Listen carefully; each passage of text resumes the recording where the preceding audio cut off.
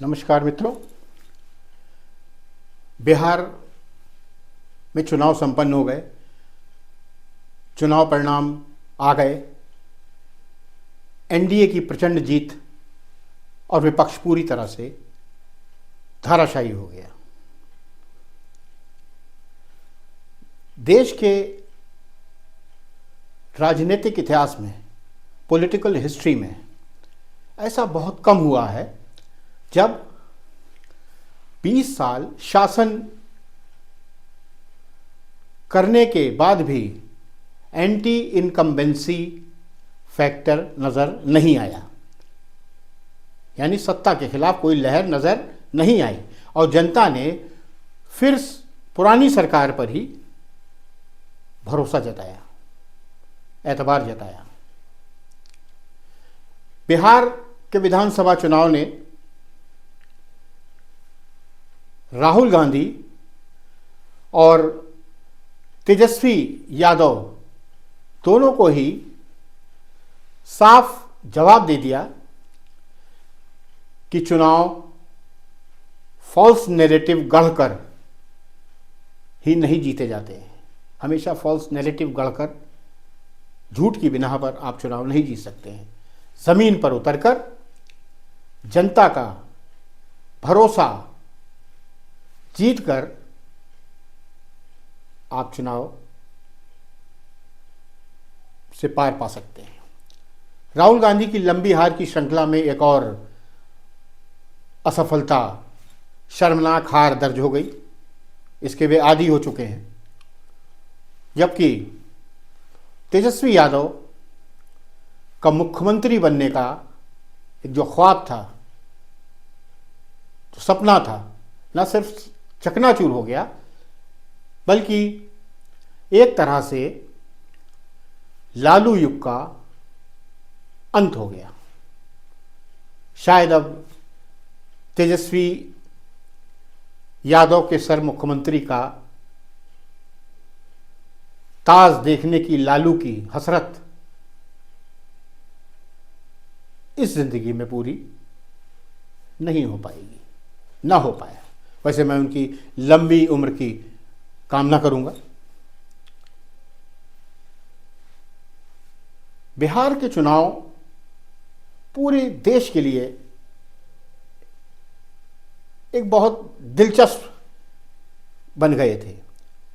आज शाम 4 बजे तक की मतगणना में एनडीए 2008 सीटों पर बढ़त हासिल कर चुका था।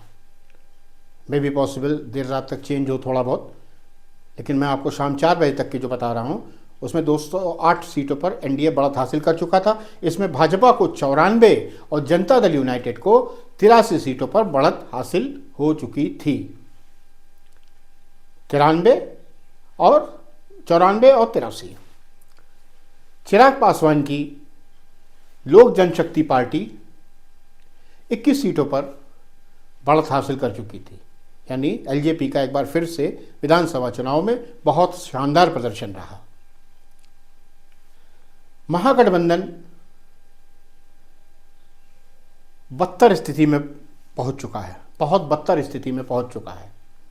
महागठबंधन की इस वक्त तक, यानी शाम 4 बजे तक 30 सीटों की बढ़त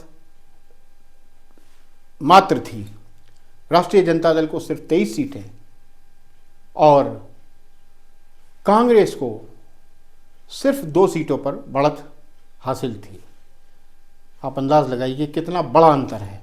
23 और 2 सीटों पर बढ़त हासिल थी राष्ट्रीय जनता दल और कांग्रेस की। कांग्रेस ने बिहार में 61 सीटों पर चुनाव लड़ा था, जिसमें से उसे सिर्फ 2 सीटों पर बढ़त शाम 4 बजे तक थी। जबकि राष्ट्रीय जनता दल 23 सीटों पर बढ़त हासिल कर चुका था। भाजपा ने 101 सीटों पर चुनाव लड़ा था और 94 सीटों पर उसकी बढ़त थी। आप जीत का या बढ़त के प्रतिशत का अंदाज़ा खुद लगा लीजिए। 101 सीटों पर चुनाव लड़ा, 94 पर उसको बढ़त हासिल थी उसके प्रत्याशियों को। जीत या बढ़त के प्रतिशत का अंदाज़ा आप खुद ही लगा सकते हैं। कि कितना बड़ा जीत का अंतर था, अबव 95। खास बात यह है कि मुख्यमंत्री का चेहरा तेजस्वी यादव जीत के प्रति पूरी तरह मुतमईन नजर आ रहे थे। चुनाव से पहले, काउंटिंग से पहले कहना चाहिए, जीत के प्रति पूरी तरह मुतमईन थे और दावा कर रहे थे कि 16 नवंबर या 17 नवंबर को उनकी सरकार का गठन हो जाएगा और वो मुख्यमंत्री पद की शपथ ले लेंगे। लालू यादव के दूसरे बेटे तेज प्रताप यादव का तो कहीं नामो निशानी नहीं, वो चौथे नंबर पर चल रहे थे और उनकी हार भी लगभग तय है। वो मुख्य संघर्ष में ही अपने प्रतिद्वंदी से नहीं थे, वे चौथे नंबर पर चल रहे थे। ध्यान रहे कि बिहार विधानसभा में बहुमत के लिए 122 सीटें चाहिए होती हैं, 122 सीटें चाहिए बिहार विधानसभा में बहुमत के लिए। चिराग पासवान की लोक जनशक्ति पार्टी को 29 सीटें दी गई थी एनडीए में, 29 सीटें उनको मिली थी, जिसमें से 21 सीटों पर उनके प्रत्याशी आगे चल रहे थे। एक बहुत ज़बरदस्त, एक बहुत अच्छा प्रदर्शन उनकी पार्टी ने फिर किया है लोकसभा चुनाव के बाद। निरंतरता उनकी पार्टी ने बनाए रखी है, साबित किया है कि जनता के बीच में उनकी पैठ है। चिराग पासवान ने ये साबित किया है कि जनता में अभी भी उनकी मजबूत पकड़ है, मजबूत पैठ है जनता के बीच में। तेजस्वी यादव का लिए कहा जा सकता है वो तो पानी का बुलबुला निकले, जो मतगणना शुरू होते ही फूट गया। कहीं से संघर्ष में महागठबंधन नजर ही नहीं आया। ऐसे में राष्ट्रीय जनता दल का सबसे बड़ा दल होने का एक रुतबा था। पिछले विधानसभा चुनाव में राष्ट्रीय जनता दल सबसे बड़ा दल था विधानसभा में, लेकिन वो रुतबा भी इस बार 2025 के विधानसभा चुनाव में उनसे छिन गया और अब तो नेता प्रतिपक्ष बनाना भी राष्ट्रीय जनता दल के लिए बहुत मुश्किल हो जाएगा। जो हालात हैं, जो बदतर स्थिति है उनकी पार्टी की, नीतीश कुमार ने बिहार में वाकई अपनी जो पैठ बनाई है वह एक मिसाल है। मिस्टर सुशासन जो उन्हें कहा जाता है, गलत नहीं कहा जाता, उनको आप उनके ऊपर माहौल उनका उड़ाइए, उन पर व्यंग करिए, लेकिन उन्होंने साबित किया है बगैर किसी दिखावे के सीधे साधे अंदाज में उन्होंने शासन चलाया और लगातार 20 साल चलाया और अब भी जनता के दिल में जगह बरकरार है नीतीश कुमार की। ये बहुत बड़ी बात है। एंटी इनकम्बेंसी फैक्टर का दूर दूर तक नामो निशान नहीं है, बल्कि जनता उनको अब भी पलकों पर बैठाने को राजी है। खास बात यह है कि बिहार में 2 दशक के शासनकाल में उन पर व्यक्तिगत रूप से कभी कोई आक्षेप नहीं लगा, कोई भ्रष्टाचार का आरोप नहीं लगा। एडमिनिस्ट्रेटिव एफिशिएंसी पर कह सकते हैं आपकी कहीं कहीं पर खामियां रही, विकास की स्थिति कमज़ोर रही, विकास की स्थिति धीमी रही, लेकिन जनता ने उसको भी नकार दिया। भ्रष्टाचार का कभी कोई उन पर आरोप नहीं लगा, जबकि लालू यादव और उनका परिवार चारा चोरी सहित कई आरोपों में घिरे हुए हैं, जमानत पे चल रहे हैं। लालू शासन के दौरान बिहार में जो जंगल राज कायम था, जो अराजकता कायम थी, शायद उसकी पुनरावृत्ति बिहार की जनता नहीं चाहती थी और इसीलिए उसने एक बार फिर लालू के परिवार को पूरी तरह से नकार दिया, खारिज कर दिया। एक तरह से राष्ट्रीय जनता दल को नेस्तनाबूद कर दिया जनता ने। लालू परिवार को जनता ने जिस तरह से खारिज किया, उससे उनके अस्तित्व पर भी सवाल उठने लगा है कि भविष्य में किस तरह से वो अपने आप को सियासी बिसात पर पुनर्जीवित करेंगे। बिहार के विधानसभा चुनाव ने साबित कर दिया है कि जनता तेजस्वी यादव और राहुल गांधी पर भरोसा नहीं करती है, बिल्कुल भरोसा नहीं करती है। अब भी उनका भरोसा नीतीश कुमार और भाजपा पर कायम है। उन्हीं नीतीश कुमार पर जिनको मानसिक रूप से बीमार तेजस्वी यादव ने कहा था, उन्हीं पर भरोसा जनता का अब भी कायम है। विधानसभा चुनाव परिणाम यह भी संकेत देते हैं कि मातृशक्ति यानी महिलाओं का एनडीए को जबरदस्त समर्थन रहा। खुलकर महिलाओं ने एनडीए के लिए मतदान किया है। प्रधानमंत्री मोदी और नीतीश कुमार का जादू उन पर पूरी तरह से छाया रहा।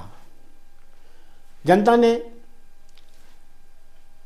नीतीश कुमार सरकार के विकास के मॉड्यूल को स्वीकार किया है, उसको माना है कि हाँ, नीतीश कुमार ने बिहार में काम किया है, बदलाव लाए हैं वो। राष्ट्रीय जनता दल और कांग्रेस की पकड़ ढीली हुई है। यादव मुस्लिम बाहुल्य वाली बिहार के सीमांचल क्षेत्र में, सीमांचल क्षेत्र जो है बिहार का, वहाँ 4 सीट ऐसी हैं जो पूरी तरह से मुस्लिम और यादवों का वहाँ पे आंकड़ा फिट बैठता है, लेकिन वहाँ भी उसमें से 3 सीटों पर बीजेपी एनडीए आगे चल रही थी शाम तक। सीमांचल में पसमानदा मुस्लिम समाज की संख्या बहुत ज़्यादा है। सीमांचल में मुस्लिम समाज के पसमानदा समाज जो है उसकी वहाँ पे संख्या ज़्यादा है और काफ़ी संख्या में, काफ़ी हद तक मुस्लिम समाज के इस पसमानदा समाज ने एनडीए के समर्थन में मतदान किया है, वरना इतनी बड़ी परसेंटेज से एनडीए की जीत होना मुमकिन नहीं था। राष्ट्रीय जनता दल और कांग्रेस का एजेंडा उनको लुभाने में असफल रहा। मुस्लिमों को खासकर उनकी आपस में, यानी महागठबंधन की आपस में कई सीटों पर फ्रेंडली फाइट भी घातक साबित हुई है। बड़े हंसकर कांग्रेस के और राष्ट्रीय जनता दल के नेता कहते थे कि हमारी आपस में फ्रेंडली फाइट है, उससे चुनाव परिणाम पर कोई असर नहीं पड़ेगा, लेकिन चुनाव परिणाम पर असर पड़ा। प्रशांत कुमार की जन स्वराज पार्टी का जितना असर दिखाया जा रहा था, एक जो एंटिसिपेशन था कि प्रशांत किशोर की पार्टी कुछ काफ़ी नुकसान कर सकती है, खासकर एनडीए का, उतना वो कर नहीं पाई। उतना प्रभाव जनता के बीच में उसका नज़र नहीं आया। कुछ सीटों पर उन्होंने बढ़त बनाई थी, लेकिन बाद में वह सभी प्रत्याशी पीछे होते चले गए। चुनाव परिणाम से साफ हो गया कि प्रशांत किशोर को अभी बिहार में बहुत मेहनत करनी है। अपनी पैठ जमाने के लिए, अपनी सियासी ज़मीन तैयार करने के लिए अभी उनको काफ़ी काम करना है, काफ़ी मेहनत करनी है। बिहार में अब तक जब भी 60% से अधिक मतदान हुआ, अब तक जब भी 60% से अधिक मतदान हुआ है तो राष्ट्रीय जनता दल को जीत मिली है, और 60% से जब कम हुआ है मतदान तो नीतीश कुमार जीते हैं। लेकिन इस बार ये मिथक भी टूट गया। परसेंटेज भी 67% पोलिंग हुई बिहार में और जीत एनडीए को मिली। तो ये जो एक मिथक बना हुआ था कि 60% से अधिक अगर मतदान होता है तो राष्ट्रीय जनता दल जीतती है, इस आंकड़े को लेकर बड़ा पॉजिटिव थी राष्ट्रीय जनता दल, लेकिन उल्टा हुआ। इस 67% वोटिंग होने के बाद भी राष्ट्रीय जनता दल को करारी हाल का सामना करना पड़ा। ये उसके लिए एक आघात है। बिहार के 2025 के विधानसभा चुनाव ने जातिगत मिथक भी तोड़ दिए हैं। उत्तर प्रदेश और बिहार में जातियों के आधार पर प्रत्याशी चुने जाते हैं, चुनाव पर बहुत असर रहता है। ये सभी जानते हैं, पॉलिटिकल एनालिस्ट इसको स्वीकार करते हैं कि जातियों का वोटिंग पर बहुत बड़ा असर होता है, खासकर बिहार और उत्तर प्रदेश के चुनाव में। लेकिन दोनों ही जगह ये मिथक टूटता हुआ नजर आया है। बिहार के चुनाव परिणाम पिछली बार आपने देख लिया, अब 2 साल बाद फिर चुनाव है। बिहार में इस बार ग्रामीण अंचलों में जहाँ राष्ट्रीय जनता दल का काफ़ी मजबूत ज़मीन है, उनका प्रभाव है, वहाँ ग्रामीण अंचलों में भी एनडीए हावी रहा है। यहाँ तक कि यादव बाहुल जो क्षेत्र थे वहाँ भी राष्ट्रीय जनता दल को करारी शिकस्त से रूबरू होना पड़ा है, कड़ी पराजय से रूबरू होना पड़ा है। यादव समाज ने, कुछ लोगों का आपने इंटरव्यू भी देखा होगा टीवी पे, यादव समाज के लोगों का कहना था कि उन्होंने राष्ट्र सुरक्षा, नेशनल सिक्योरिटी और विकास को मुद्दा बनाकर मतदान किया है। जातिगत भावना से ऊपर उठकर उन्होंने राष्ट्र को और विकास को तरजीह दी है। जातिगत मिथक से तबाही और बर्बादी के अलावा कुछ नहीं होता, कुछ नहीं मिलता। ये जो जागरूक मतदाता है, जब उनके इंटरव्यूज़ लिए थे विभिन्न टीवी चैनलों ने, उनके संवाददाताओं ने, तो उनसे ये बातचीत में कहा था और ये मतदान में साबित हुआ। मतदाताओं की इसी बदलती सोच ने कांग्रेस और राष्ट्रीय जनता दल के सारे एंटीसिपेशन, सारे चुनावी समीकरणों को ध्वस्त कर दिया, पूरी तरह से ध्वस्त कर दिया। पिछले विधानसभा चुनाव से इस बार 9.6% वोट ज़्यादा पड़े हैं। पिछला विधानसभा चुनाव 2020 में हुआ था, उससे 9.6% वोट ज़्यादा पड़े हैं। यानी 1951 के बाद 2025 में सबसे ज़्यादा 67.13% मतदान हुआ। तेजस्वी यादव ने युवा मतदाताओं को प्रभावित करने के लिए, अट्रैक्ट करने के लिए हर घर के एक सदस्य को नौकरी देने का प्रलोभन दिया या वादा किया, जो कि प्रलोभन भाजपा भी देती आई है।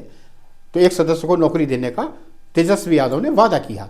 तेजस्वी को उम्मीद थी कि यंग जनरेशन जो है, युवा वर्ग, इससे प्रभावित होगा और निश्चित रूप से वो राष्ट्रीय जनता दल के पक्ष में मतदान करेगा। लेकिन हुआ इसके बिल्कुल विपरीत, बिल्कुल उल्टा हुआ इसका।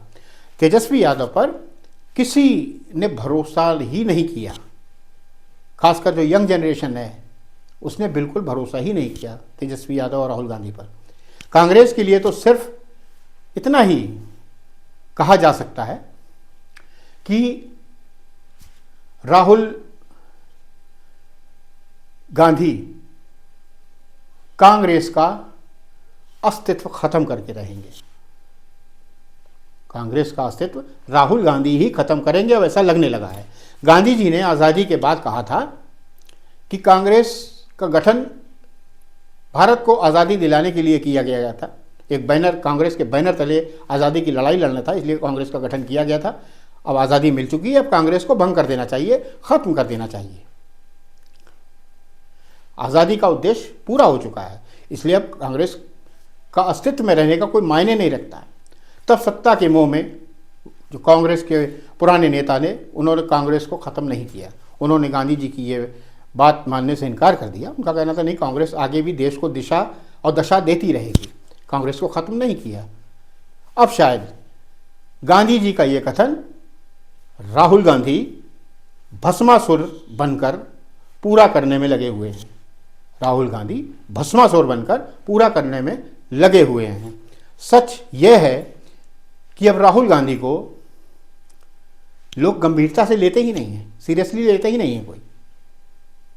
एक तरह से कार्टून बनकर रह गए हैं राहुल गांधी, सिर्फ एक कार्टून बनकर रह गए हैं। कांग्रेस को अपनी खोई हुई प्रतिष्ठा को हासिल करने के लिए नए सिरे से सोचना होगा, नए सिरे से काम करना होगा। राहुल गांधी जैसे नकारात्मक सोच के व्यक्ति से किनारा करना होगा, या ये वह व्यक्ति जिसकी कोई सोच ही नहीं है, ऐसे व्यक्ति से किनारा करना होगा। यह व्यक्ति यानी राहुल गांधी न सिर्फ देश के लिए खतरनाक है, बल्कि कांग्रेस के लिए भी तबाही बर्बादी का कारण बन रहा है। राहुल गांधी विदेश में जाके देश की बुराई करते हैं। ये व्यक्ति सिर्फ देश के लिए ही नहीं, कांग्रेस के लिए भी बर्बादी तबाही का पर्याय बन रहा है। एनडीए के लिए भी बिहार की राह बहुत आसान नहीं होगी। एनडीए ये सरकार बनी है, नीतीश जी 5वीं बार मुख्यमंत्री बने हैं, ये राह उनके लिए आसान नहीं होगी।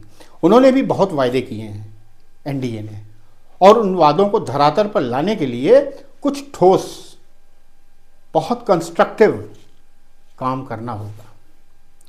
क्योंकि आप जब जनता को ज़्यादा वायदे करते हैं तो जनता आपसे ज़्यादा एक्सपेक्ट करने लगती है, और आपको उनकी कसौटी पर खरा उतरना पड़ेगा। खासकर बेरोजगारी दूर करने के मामले में, जहां एनडीए का रिकॉर्ड सिर्फ दस्तावेजों में है, कागजों में ही दुरुस्त है। नौकरी देने के मामले में एनडीए भी अपने वायदों पर खरी नहीं उतरी है, बिल्कुल नहीं उतरी। आंकड़ों की बाजीगरी कुछ भी करते रहिए। बेरोजगारी को दूर करने के लिए एनडीए बहुत कोई ठोस कदम नहीं उठा रही है। जनता ने जताया है कि अभी भी वह प्रधानमंत्री नरेंद्र मोदी और सुशासन बाबू, उनको कह सकते हैं सुशासन बाबू, जनता ने यह साबित किया है। सुशासन बाबू नीतीश कुमार उनके पसंदीदा राजनेता हैं, यानी नरेंद्र मोदी अभी जनता के पसंदीदा राजनेता हैं। अगर एनडीए ने वायदे पूरे किए तब तो यह लालू डायनेस्टी की, लालू युग का ये अंत निश्चित है, ये चुनाव विधानसभा का 2025 का। और अगर कांग्रेस का अस्तित्व भी बिहार में बचाना है तो नए सिरे से कांग्रेस को बिहार में खड़ा करना पड़ेगा, वरना इन चुनाव के बाद तो कांग्रेस का अस्तित्व भी बिहार में खतरे में आ जाएगा। पॉलिटिकल उनकी जो ज़मीन है खतरे में आ जाएगी। अगर एनडीए अपने वायदे पूरे करने में सफल नहीं रही तो यह वादा खिलाफी उनके लिए भी सियासी कब्र ही साबित होगी।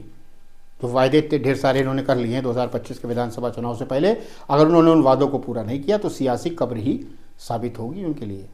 एनडीए ने इस प्रचंड जीत के लिए काफ़ी मंथन किया था, क्योंकि जितना बेहतर ढंग से भाजपा चुनाव को रणनीति बनाती है, शायद कोई और दल नहीं बनाता। पूरी स्ट्रेटजी तैयार करके रणनीति के तहत चुनाव प्रचार किया जाता है, उसका हर चुनाव में परिणाम नज़र आता है, पॉजिटिव रिजल्ट्स उसके दिखाई देते हैं।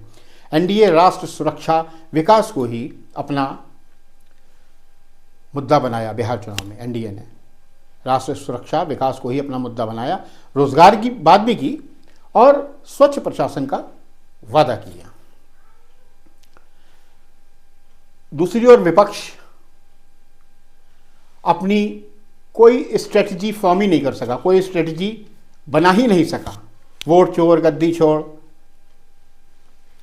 और प्रधानमंत्री मोदी को टारगेट करना, पर्सनली टारगेट करना, उनकी मां के लिए सार्वजनिक रूप से अपशब्द का प्रयोग करना, विपक्ष को लगा कि इससे माहौल उनके पक्ष में हो जाएगा, लेकिन ऐसा कुछ हुआ नहीं।